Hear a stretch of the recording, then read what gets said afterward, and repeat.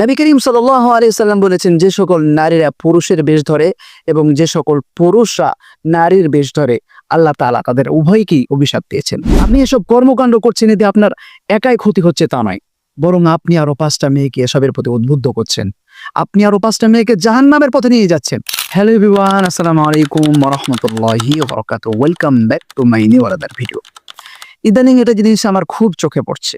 কিছু মেয়েরা ছেলেদের মতো চুলের স্টাইল করছে, শার্ট প্যান্ট পরছে, তারপরে আবার এমন এমন অঙ্গভঙ্গি দিয়ে অসামাজিক ভিডিও বানিয়ে পোস্ট করছে যা কোনোভাবেই এই ভদ্র সমাজের সাথে যায় না। একজন মেয়ে হয়ে ছেলেদের পোশাক পরতে স্বাচ্ছন্দ্য বোধ করছে, আবার অনেকে একজন ছেলে হয়ে মেয়েদের পোশাক পরতে স্বাচ্ছন্দ্য বোধ করছে। What is this? কি হচ্ছে এসব? আর আশ্চর্যের বিষয় হচ্ছে, অনেকেই তো এটাকে স্টাইল বলছে, ফ্যাশন বলছে। How this possible man? কিভাবে সম্ভব? এটা কিভাবে ফ্যাশন হতে পারে? শোনেন, ইসলাম কখনোই ফ্যাশনের বিরুদ্ধে নয়, তবে একটা জিনিস আপনাকে মাথায় রাখতে হবে, প্রত্যেকটি জিনিসেরই কিছু বিধি নিষেধ আছে, আর সেটা আপনি মানতে বাধ্য যদি আপনি মুমিন হয়ে থাকেন।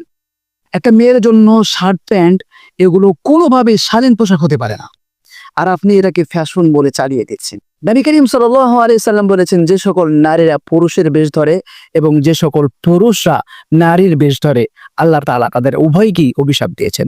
বুখারী শরীফের মধ্যে হাদিসটি বর্ণনা করা হয়েছে। এজন্য আমি আমার বোনদেরকে বলবো যে, প্রিয় বোন আমার, আমাদের তো এত কথা বলার কোনো মানেই হয় না, তারপর আমরা কেন বলছি? কারণ আমরা স্পষ্ট দেখতে পাচ্ছি যে আপনি জাহান্নামের পথে হাঁটছেন, আপনি ভুল পথে পা বাড়াচ্ছেন, আর সেজন্যই আমাদের এত কথা বলা। আপনি এসব কর্মকাণ্ড করছেন, এতে আপনার একাই ক্ষতি হচ্ছে তা নয়, বরং আপনি আরো 5টা মেয়েকে এসবের প্রতি উদ্বুদ্ধ করছেন। আপনি আরো 5টা মেয়েকে জাহান্নামের পথে নিয়ে যাচ্ছেন। এই জন্য বলি কি, নিজেও বাঁচুন, অন্যকেও বাঁচার সুযোগ করে দেন। নিজের জীবনটাকে কোরআনের আলোয় আলোকিত করেন, দেখবেন যে নিজের জীবনটা কিভাবে চেঞ্জ হয়ে যাবে।